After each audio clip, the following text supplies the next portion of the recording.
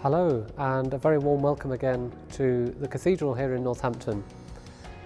Last week I offered some very brief reflections on hope and how a Christian understanding of hope might in some ways differ from a more worldly understanding of hope, or indeed misunderstanding of what hope really is. And this week I'd like to just offer some very brief words on something similar and related to hope, and that is humour. We all have a sense of humour, some more than others perhaps, and there's certainly different types of humour, but we're all blessed with a sense of humour in one way or another.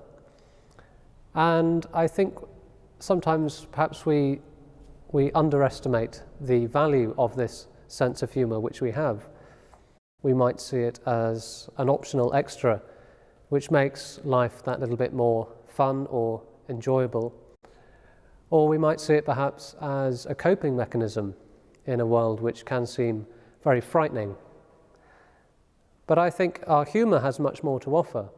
And here in this respect I think we have a lot to learn from St. Philip Neri. Philip Neri lived in Rome in the second half of the 16th century, and he's most famous for founding the Oratorians. But he's also known as the Apostle of Joy, because he had a tremendous and playful sense of humour. And Philip Neri recounts his journey towards holiness, in which he was led through different realms. And first he encountered the realm of hard work, in which he learned what it was to be dedicated to the Christian life and how to be fruitful in his work. But then he was led into a realm of silence, in which he learned how to be reflective and how to find God in prayer and contemplation. And then he recounts that he was led into a realm of love, in which he learned how to love God and how to love neighbour, and how to grow in holiness through love. And then he says he was led into a realm of suffering, in which he learnt how to grow in holiness through uniting his suffering with that of Christ. And then he says he was led into the very heart of God himself, into the very life of the Trinity. And there he says he found laughter. That might sound a very strange concept to us, but it's not entirely without precedent. Meister Eckhart, one of the most original thinkers and mystics of the medieval era, spoke of the relationship within the Trinity as being one of laughter.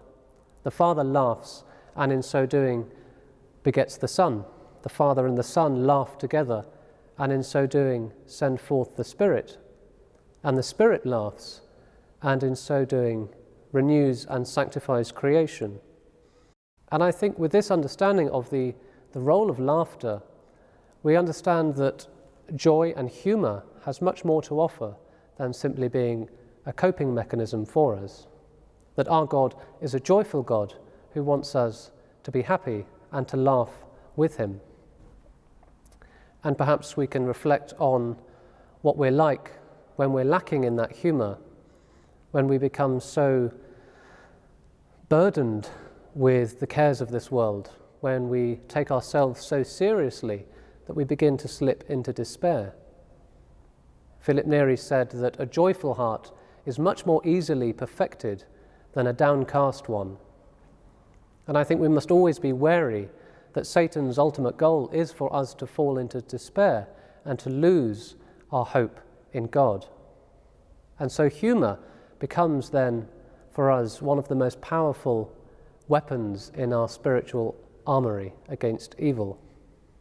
Chesterton famously said that angels are only able to fly because they take themselves so lightly. And I think the same can be said for us too. We must learn how to be able to laugh at ourselves, and in so doing, avoid that temptation to fall into despair. Theologians will often discuss and debate what it means to be made in the image and likeness of God, and certainly one could spend a lifetime contemplating that. But I like to think that a very important part of that is that we, like God, have a tremendous sense of humour.